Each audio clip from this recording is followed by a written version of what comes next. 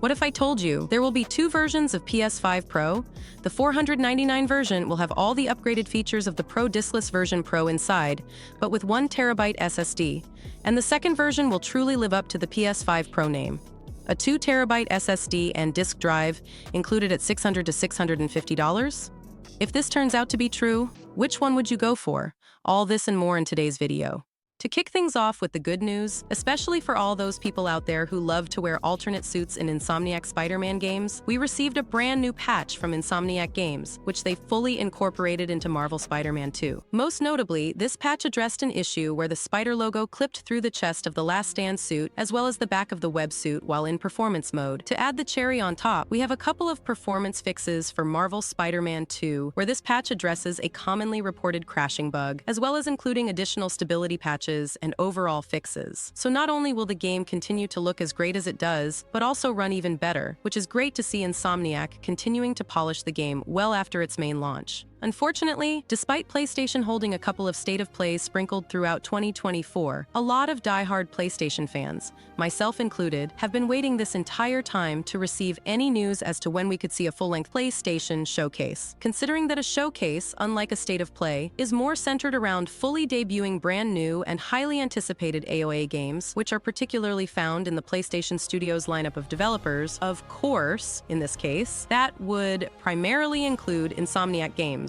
Konami basically confirms Metal Gear Solid 4 is coming to PS5 and Xbox. The next installment in Konami's Metal Gear Solid Master Collection has yet to be officially confirmed or announced, even as fans find evidence of it and reports surface of its existence. So it's weird that Konami is still playing coy about Metal Gear Solid 4 Guns of the Patriots and other games getting new ports. Released last year, Metal Gear Solid Master Collection Volume 1 contained 5 classic MGS games: Metal Gear, Metal Gear 2, Solid Snake, Metal Gear Solid 2, Sons of Liberty, and Metal Gear Solid 3 Snake Eater. It's a solid collection, even if it has some flaws, but fans knew a second collection would have to be released eventually. It made sense, and most evidence points to MGS4 being one of the games included in the next collection. For the last year or so, publisher Konami has been quiet about what's coming next. Now, it's basically confirmed in a recent interview that MGS4 is getting a new port, even though it's still not officially announced. While speaking to IGN, Konami producer Noriaki Okamura was asked about MGS4 and Volume 2. In response, Okamura provided what might be one of the silliest answers about an unannounced project I've seen in some time. We definitely are aware of this situation with MGS4. Unfortunately, we can't really say too much at the moment with Vol 1 containing MGS13... ...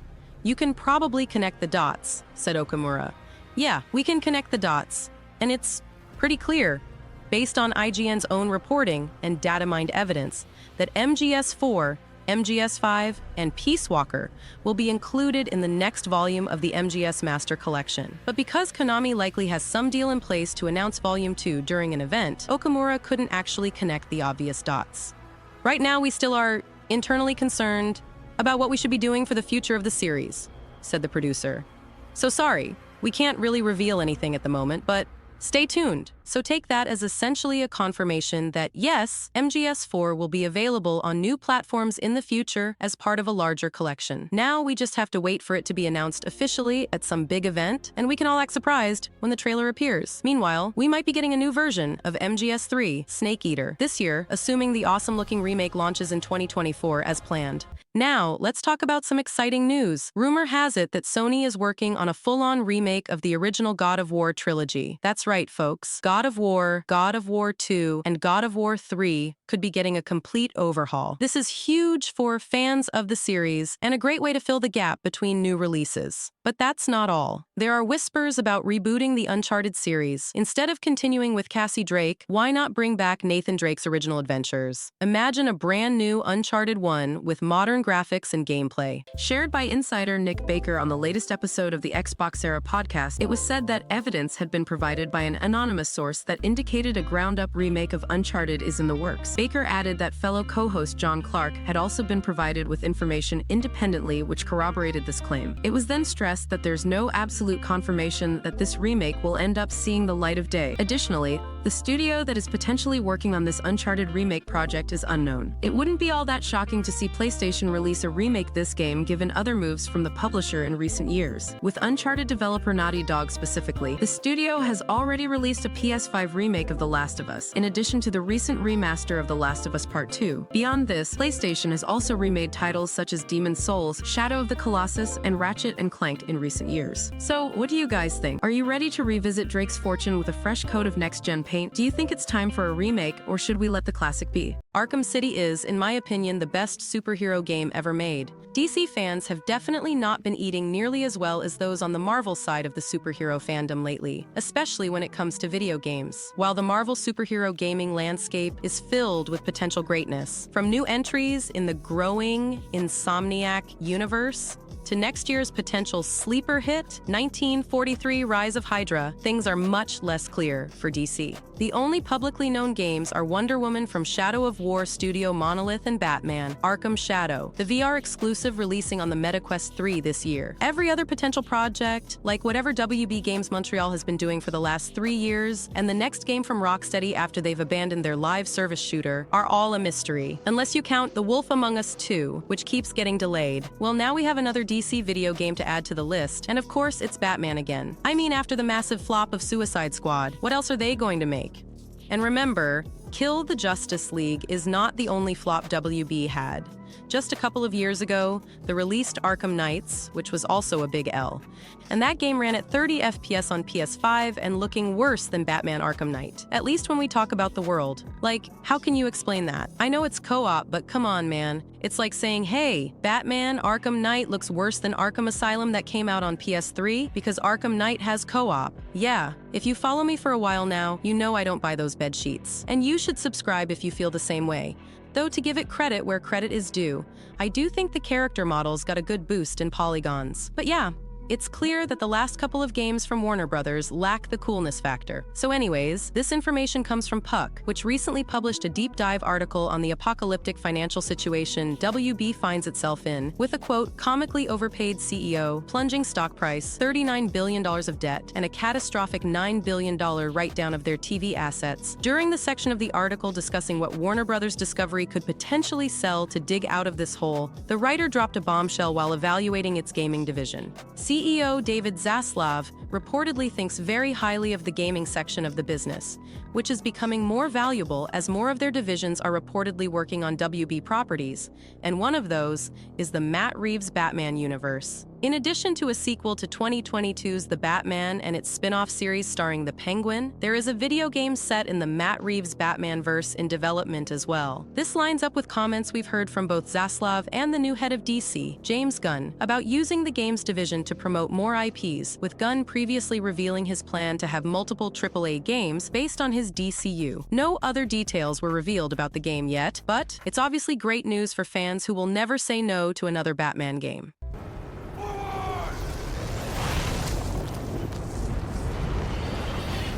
Given the latest news update, which comes directly from the extremely reliable gaming industry insider Jeff Grubb, and I quote Jeff Grubb, we have further details as to what exactly we can expect from PlayStation within the next month of September. Recently, I've heard there is probably going to be a state of play by the end of September. Now, I don't know if the PlayStation 5 Pro will be in this state of play, but where else would it be? They could have its own thing, but I think a state of play at the end of September makes sense, and then you sell this thing in October or maybe November. This thing is going on sale this year, so the end of September feels like the latest they can get away with holding off an announcement. End quote. To expand on Jeff Grubb's news report a bit further, Insider Gaming goes on to summarize that it remains to be seen when the PlayStation 5 Pro will be announced. Unfortunately, such information is hard to pin down due to how PlayStation segregates its departments from one another in an effort to stop leaks. However, logically, it makes sense to announce the console ahead of the Tokyo Game Show, which starts on September 26, 2024. According to our developer and manufacturer sources, the PlayStation 5 Pro is still on track to release around mid-November. Based on some of the previous reports that I've already brought up in previous videos, I'm inclined to believe both Jeff Grubb and Insider Gaming. The best way to showcase the PS5 Pro in action would be to reveal brand new and exciting first-party games running on a PS5 Pro platform. In this case, the games that come to mind would be Marvel's Wolverine, a possible sequel to Ghost of Tsushima, any potential DLC for Marvel Spider-Man 2 if we end up getting any, and if we're lucky, finally see an official official reveal trailer of a highly anticipated standalone game, which we don't even officially know about yet. But again, as stated by Jeff Grubb, it seems like this speculated PlayStation showcase is actually going to end up being a smaller scale state of play,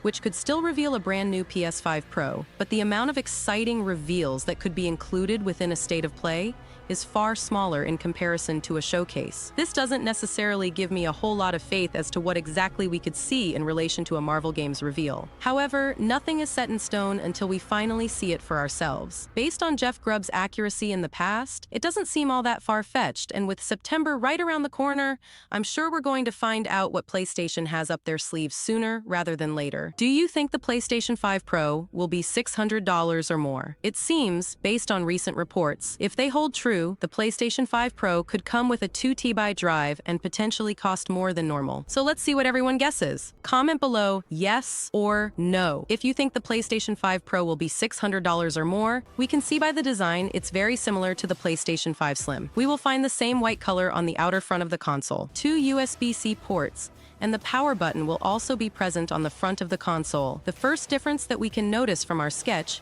is the presence of 3 black stripes in the middle of the exterior of the PlayStation 5 Pro. However, the type of exterior facade remains similar to that of the PlayStation 5 Slim, and we imagine that it is possible to reuse the replacement fronts designed for the PlayStation 5 Slim. The other difference that we can see from the final visual of the PlayStation 5 Pro concerns its thickness. The PlayStation 5 Pro seems slightly thicker than the PlayStation 5 Slim, which I said before. I said it's probably, again, I'm guessing. I didn't have insider information, and I've said this before, I took a guess, it's probably going to look like the PlayStation 5 Slim, a bit thicker. And this is literally the description that we have here. Number 3, missing disk drive. Unfortunately, we are not yet sure about this point because, indeed, the visual we have comes from a PlayStation 5 Pro without a disk drive. However, even if we think that this will not be the case, we do not know the existence of a disc player edition.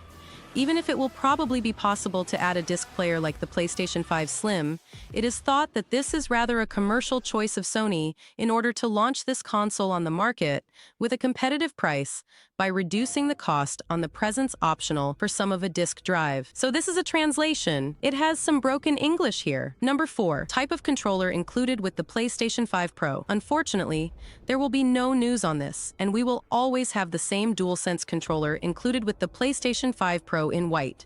This is already included in the PS5 and the PS5 Slim. Date of announcement. Although Sony's plans can change at any time, the PlayStation 5 Pro will be announced very soon. We expect this announcement to be made during the first half of September 2024. So I just want to go back quickly to the disk drive. This thing is going to have a disk drive. It has literally the same setup as the PlayStation 5 Slim. So it's to have a disk drive. And I truly wonder if the guess of them having a digital version at $499 is going to be a thing. That's a guess, but I'm pretty sure this thing's going to have a drive. In terms of the date of announcement, first half, it's looking similar to the PlayStation 4 Slim. So it could probably happen in the first week of September, similar to the PlayStation 4 Pro, which could be literally next week. I'm wondering if we're going to get an announcement this week ahead of it, or Sony's just going to drop it next week out of nowhere. I don't know. I would think they would want to talk about it, talk about the details, the improvements, why you should get this thing. So I'm hoping there's an actual event to discuss it, and I hope we get that announcement soon. But that's everything we have on the PlayStation 5